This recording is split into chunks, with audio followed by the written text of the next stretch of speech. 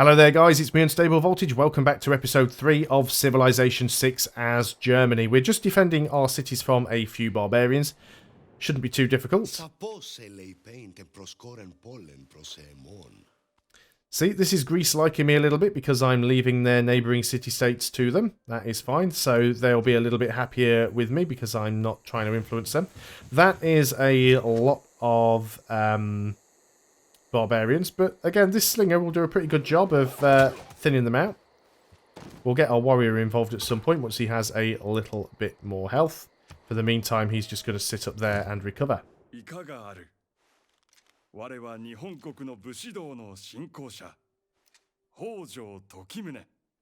We have met Japan.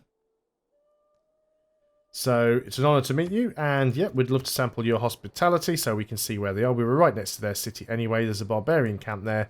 I think we will scootle along in the opposite direction. We might still find a goody hut or two around. Not necessarily sure that's going to work. So, what we do want to do is thin out all of these guys, because wow, there's a lot of them. I guess we could probably try and thin out that scout nice and easily. How did I just accidentally move out of the city? That's not what I intended to do there, but we'll take that attack anyway. Wasn't on the tile I thought he was on, that was the problem there. Let's see if we can weaken this scout off. So we're 2 turns away from getting a builder. Once we've got the builder, we will need to get a settler so we can get our second city going. We do have a promotion for our warrior, but we can't use that now because he's used all of his movement. So we'll just keep looking around with the scout. Again, looks like we're pretty much on the edge of the continent there. Now you will find that one thing that has changed. Do we kill you off or do we go for cover? I think we kill you off. Oh, that was the wrong movement. It wasn't you that I wanted to move, it was these guys.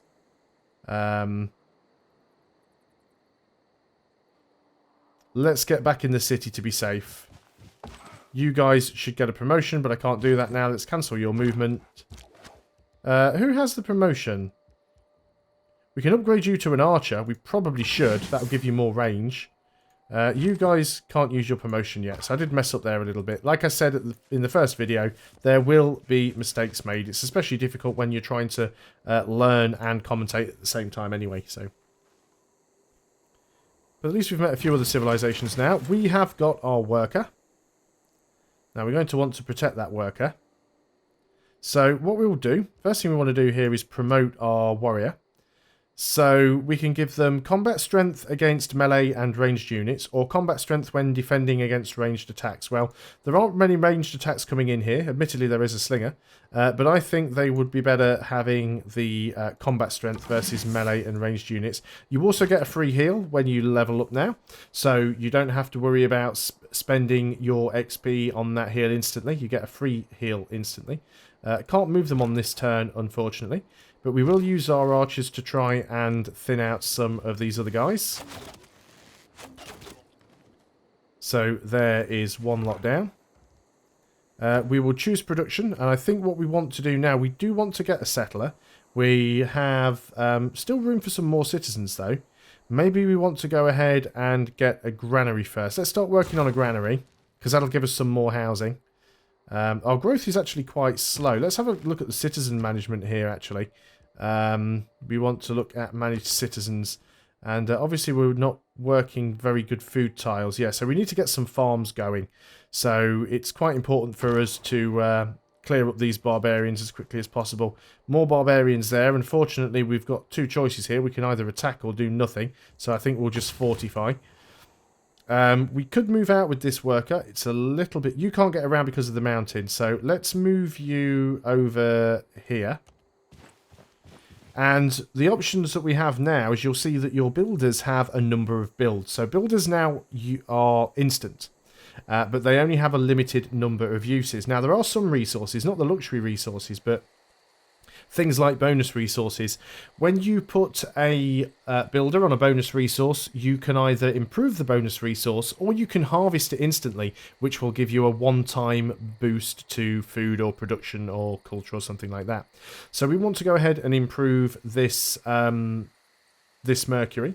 And what that should do is that should give us some more amenities. So at the moment, we only have one amenity. We only require one, but we only have one. So if we go and use our builder, and we say build a mine, that'll give us one production here. So we've got the mine built, that gives us one production, but it also should give us one more amenity. So if we go and click on the city now, and look at the city list, nope, still only one amenity. I'm obviously missing something. Improve luxury resource. Maybe it won't count until the next turn. It's quite possible.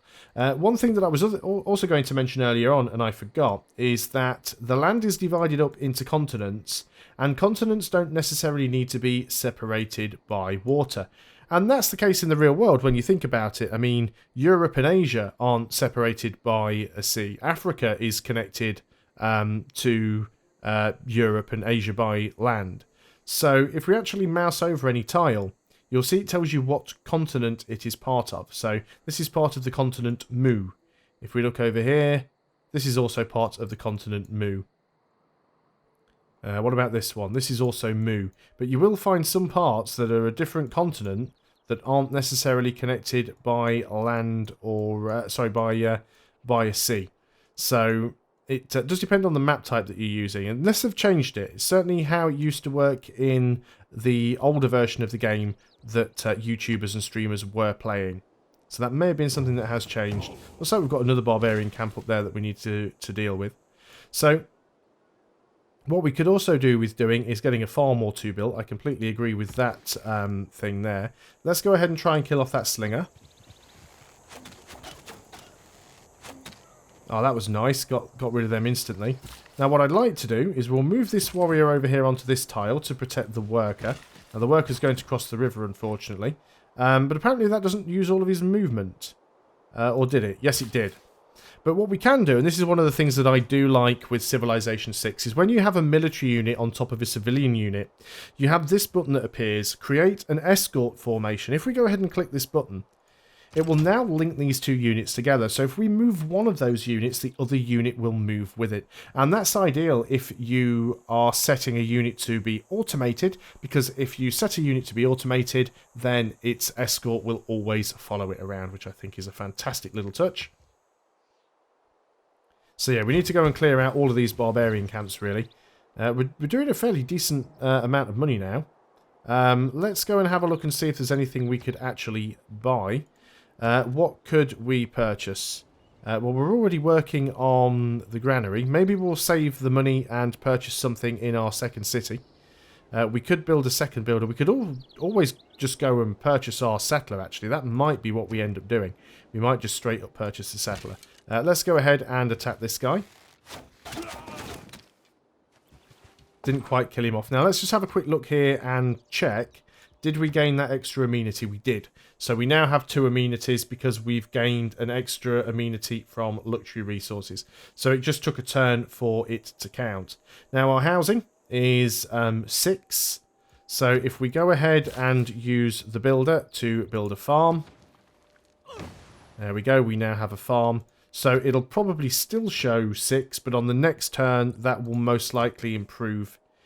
Need to go and have a look at our scout in a little bit as well, because I've left the scout there defending. And now we're being attacked from all sides, which is not ideal. Don't want to lose the scout, of course. The man who has grit enough to bring about the afforestation or the irrigation of a country is not less worthy of honour than its conqueror. So there we go. We have completed irrigation. That allows us to get plantations, so we can go and improve the tea now, which is probably what we'll go and do. So what I will do now is I will take our builder, and I'm actually just going to tell him to move onto the tea tile. And as you'll see, the warrior follows him along. Absolutely fantastic. Let's start firing at you guys with our archer. Try and weaken you up as much as possible. Need to choose a new research. Now we've got irrigation.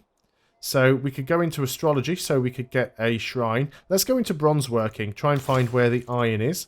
That'll probably be useful to us. Let's go ahead and try and deal with this scout if possible. I'd like to sort of get him out of this corner, but he's a little bit sort of blocked in, unfortunately. We might be able to slip past here. Be nice if Japan came and helped us, but I don't think that's going to happen. We are still being attacked by the slingers, which is quite annoying. The number of faithful has grown. Ah, we actually get to pick a pantheon now. Fantastic. Let's, again, keep trying to get out of here if we can. They're probably going to kill me off on the next turn, unfortunately. There's not a lot we can do about that. So let's go ahead and have a look at the pantheons that we can choose from. So as you can see, there's quite a list here. I'm not going to go through all of them. Border expansion rate, 15% higher. That would be quite nice. Bonus faith equal to 50% of the strength of each enemy unit killed within 8 tiles of a holy site district. City growth rate being 10% higher. Fertility rights was always a good one that I liked in Civilization 5. Culture from bananas, citrus, cotton, dyes, silk, spices and sugar plantations. We don't really have any of those. Increased healing plus 30 in your holy site district or any adjacent tiles. 50 faith from each barbarian outpost cleared. That could be useful.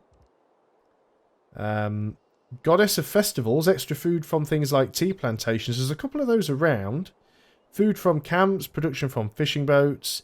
Production from mines. Over strategic resources. Pastures.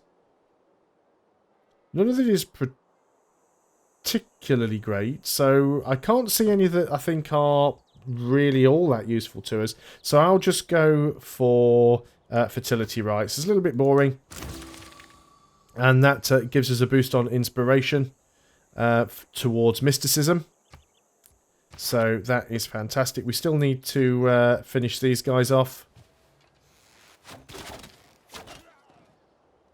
Hopefully we'll keep getting some XP there. Still only getting 1 XP at a time now, but we'll go and get that tea improved. We'll probably need to get ourselves another builder. Yeah, unfortunately we did lose our scouts. That was rather disappointing. Opportunity to develop a formal trade route between 2 cities. A trader unit is required to establish such a route, which would be very beneficial for our economy. That's the positive aspect of trade, I suppose. The world gets stirred up together. So we can now pick new policies. Again, we don't really have anything that is really useful to us at this point, so I'm not going to change the policies right now. We do need to choose a new civic, though. We don't need mysticism in order to gain political philosophy, but we do need to get state workforce and early empire. We need to grow our civilization to at least 6 population. That shouldn't take too long to happen. We'd also like to build a district. So we might even be able to get state workforce. I think we just start working on state workforce, though. And we'll get our population to 6 probably once we've got our second city up and running. Unit needing orders. You're going to continue to fire on all of these guys hanging around our borders. Now, the question is really, do we go and get another scout at this point? Because I think maybe we want to go and have a look over to the east, so we probably will. So we'll continue to finish off all of these barbarians. You are going to construct a plantation. Fantastic. Now, let's bring the warrior back over here, and I think what we will do is we will purchase a settler. We can also get a trader, which is definitely something that we will want to do as soon as we can. So you don't build roads anymore in Civilization 6. Roads are actually built automatically by trade routes. So we've got our archer. You are just going to fortify. We've got our settler, and as you can see, this colour coding is actually showing us now where we can and should and probably could build. It's actually recommending that we build a city over here. It's a little bit distant. I'm not too sure why it's recommending those tiles over, say, one that's up here necessarily. I mean, we could settle over here next to the river and the mountains and build and get cotton. We'd probably have a bit of overlap. I'm actually thinking that one of these tiles might be slightly better, because we would have access to the cotton, we'd have access to the horses, we'd have access to the deer. We'd be within range of a mountain for building districts. So yeah, maybe building somewhere like here would be okay. Although I guess if we built there, we'd be in range of the cattle as well. 1, 2, 3. Yeah, I still think maybe this tile would be better. So what we're going to do is we are going to move this settler out. We are going to move our warrior. And we are going to create an escort formation. We're then going to go and select our settler and say, get over there.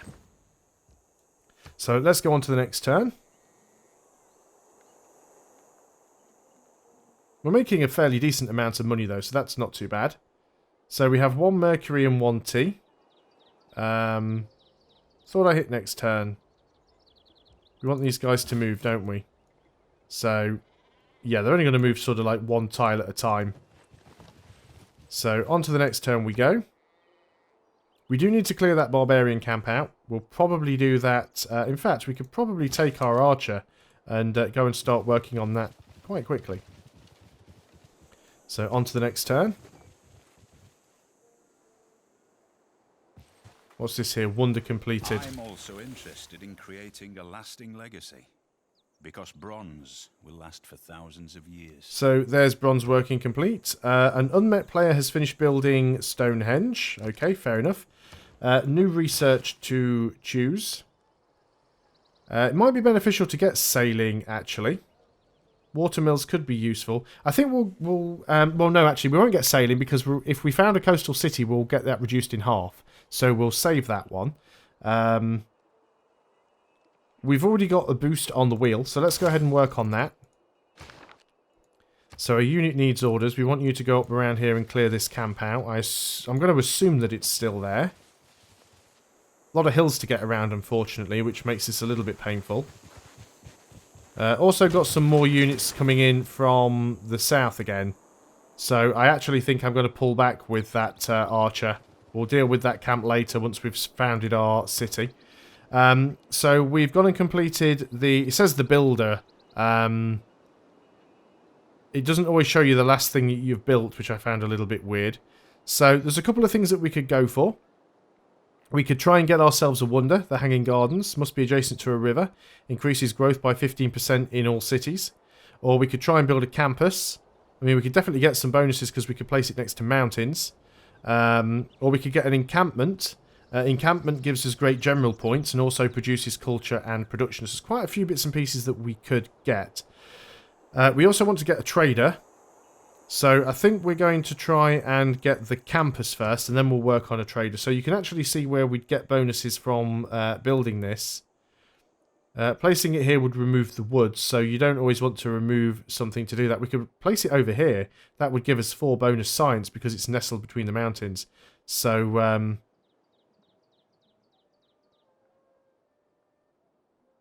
we've got all these adjacency bonuses as well. Yeah, plus 4 science for building there. So, let's go ahead and pop it in. Oh, we can't get that one. Do we not own that tile? Is that the problem? Let's get out of there. We do not own that tile. Can we buy that tile? Yes, we can for 70. So we've bought that tile. We've got some wheat over here as well. 1, 2, 3. It is within workable range as well. So let's go and build that campus now. Yes, as you can see, we've got 4 mountains surrounding this. So we go and put the campus there, and that will give us a lot of additional science. So on to the next turn. So just start learning the difference between the colours of the different tiles. They're ecstatic now, our population. So we are sort of moving back so we can deal with these slingers. In fact, we can actually move here and fire one shot from this side of the river. And pretty much wipe them out in... Oh, no, we didn't quite get them. I thought we might there, but they just managed to survive. Cheeky little scamps. And that warrior's running off. We'll probably do with another archer, actually. Wouldn't be a bad idea. Let's go ahead and take this settler. We are going to found our city here. And that has now boosted our sailing research. Let's go ahead and look at the citizen management. Yep, 3 food and 1 production. Can't argue with that at all. We probably want to try and get the monument first. We need to get a builder and get some farms. Got a few desert tiles, which aren't fantastic, but that should be alright. You're a free easy kill, so we'll take you out. Take as many of these barbarians out as we can. We do definitely want to get that camp, so we'll start moving back over in this direction with our warrior. I am considering getting another scout. It might be a little bit of a waste. What do we want to do now? I think we just keep moving this way. See what we can find. If we move down here, we should be able to hit you. So, as you can see, as in Civilization 5, ranged units are incredibly valuable. Still only met 3 civilizations, so I think we definitely need to head over to the east. Yeah, they've got a lot of guys around here.